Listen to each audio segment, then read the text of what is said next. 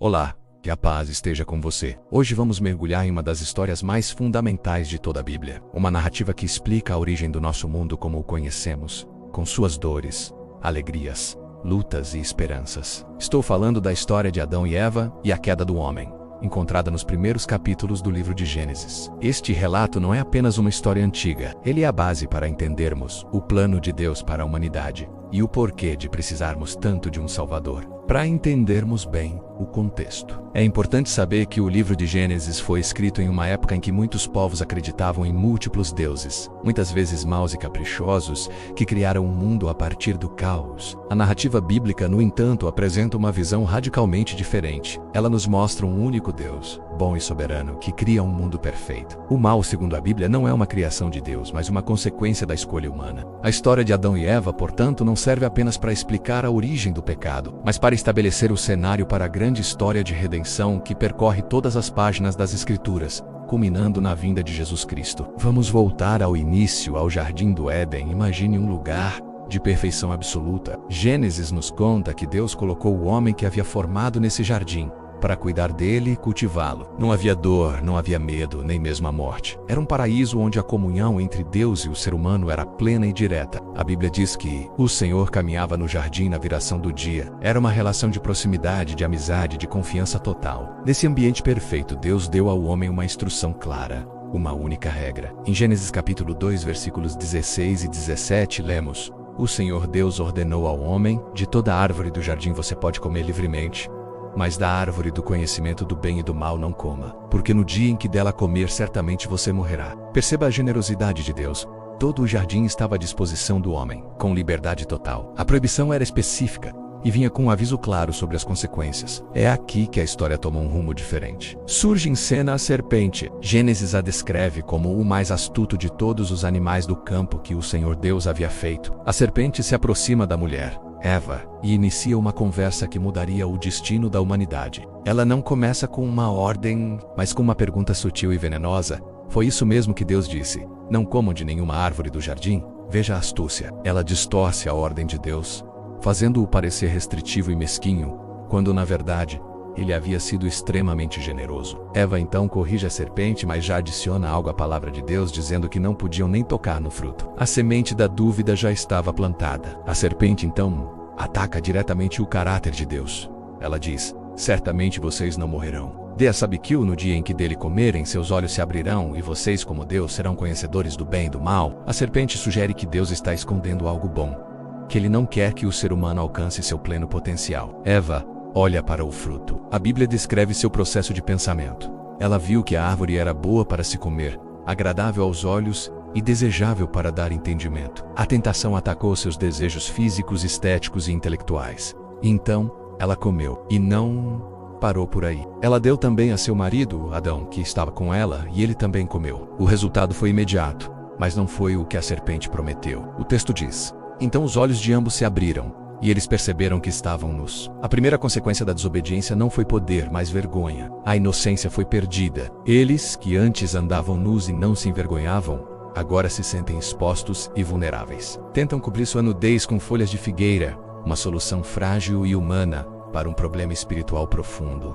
A queda não foi apenas um ato de comer um fruto proibido, foi um ato de rebelião, uma escolha deliberada por independência de Deus. Adão e Eva escolheram acreditar na mentira da serpente em vez de confiar na palavra do Criador. Eles decidiram que eles mesmos poderiam ser a fonte de sabedoria e moralidade, que poderiam ser como Deus. E a separação, que era a essência da morte prometida por Deus, aconteceu instantaneamente. Quando ouviram a voz do Senhor Deus, que passeava no jardim, Adão e sua mulher se esconderam da presença dele. Aquele que antes desfrutava da caminhada com Deus, agora o teme.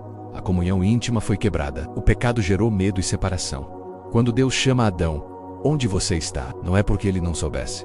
Era um convite ao arrependimento. Mas a resposta de Adão revela outra consequência trágica do pecado: a transferência de culpa. Primeiro ele culpa a mulher: foi a mulher que me deste por companheira que me deu do fruto, e eu comi. Indiretamente ele até culpa a Deus por ter lhe dado a mulher. Eva, por sua vez, culpa a serpente. Ninguém assume a responsabilidade pelo seu próprio ato. Mesmo diante da rebelião e da troca de acusações, a reação de Deus é surpreendente. Ele é justo e pronuncia as consequências do pecado: dor, sofrimento, trabalho árduo, e finalmente a morte física. A harmonia da criação foi quebrada, mas no meio do juízo, Deus revela sua misericórdia e faz a primeira promessa de redenção. Falando à serpente em Gênesis 3:15, Deus diz: "Porei inimizade entre você e a mulher, entre a sua descendência e o descendente dela. Este lhe ferirá a cabeça, e você lhe ferirá o calcanhar." Esta é a primeira profecia sobre o Messias, Jesus, que viria da descendência da mulher para esmagar a cabeça da serpente,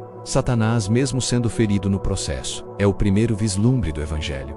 E Deus não para por aí. Ele vê as frágeis folhas de figueira com que Adão e Eva tentaram se cobrir e faz para eles vestes de pele. Para que houvesse pele, um animal teve que morrer. Este ato simboliza algo profundo. O pecado exige um sacrifício, um preço de sangue, mas é o próprio Deus quem provê a cobertura, mostrando sua graça e misericórdia, antecipando o sacrifício final de Cristo na cruz que nos cobre de forma definitiva. Então, qual é a grande lição dessa história para nós hoje? Primeiro, aprendemos que o pecado quase sempre começa com uma dúvida sobre a palavra e o caráter de Deus. Quando questionamos se Deus é realmente bom e se sua palavra é verdadeiramente para o nosso bem, abrimos a porta para a desobediência. Segundo, vemos que a desobediência sempre gera separação, vergonha e medo. O pecado nos afasta de Deus e dos outros. Ele quebra relacionamentos e nos deixa vazios e com medo. Terceiro, e mais importante, aprendemos que Deus é ao mesmo tempo perfeitamente justo e infinitamente misericordioso. Ele não ignora o pecado, mas ele também não abandona o pecador. Desde o momento da queda, Deus já estava em movimento para buscar e resgatar a humanidade. Essa narrativa revela que o maior problema do mundo não está nas circunstâncias externas, mas dentro do coração humano, que se afastou de Deus. E a solução para esse problema também não está em nossos próprios esforços, mas na provisão graciosa de Deus que enviou seu Filho Jesus para nos reconciliar com Ele e restaurar a comunhão que foi perdida no Éden.